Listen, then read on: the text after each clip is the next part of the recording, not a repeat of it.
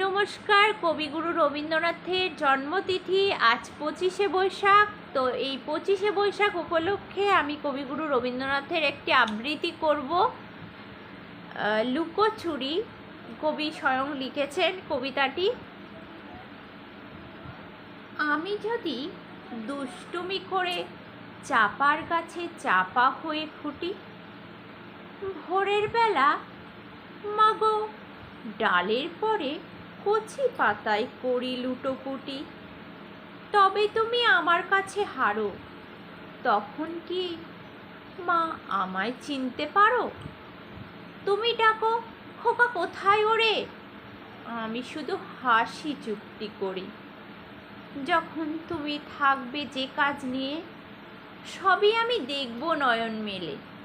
স্নানটি করে চাপার তলা দিয়ে আসবে তুমি পিঠেতে চুল ফেলে। এখান দিয়ে পুজোর ঘরে যাবে, দূরের থেকে ফুলের গন্ধ পাবে। তখন তুমি বুঝতে পারবে না সে তোমার খোকার গায়ের গন্ধ আসে। দুপুরবেলা মহাভারত হাতে বসবে তুমি সবার খাওয়া হলে। গাছের ছায়া ঘরের জানালাতে পড়বে এসে তোমার পিঠে কোলে। আমি আমার ছোট্ট ছায়াখানি দোলাবো তোর বইয়ের পড়ে আনি। তখন তুমি বুঝতে পারবে না সে তোমার চোখে খোকার ছায়া ভাসে।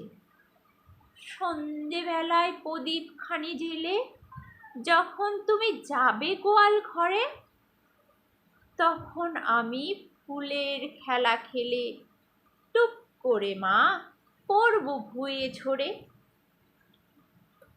আবার আমি তোমার খোকা হব, গল্প বলো তোমায় গিয়ে কব। তুমি বলবে দুষ্টু ছিলি কোথা, আমি বলবো না সে কথা।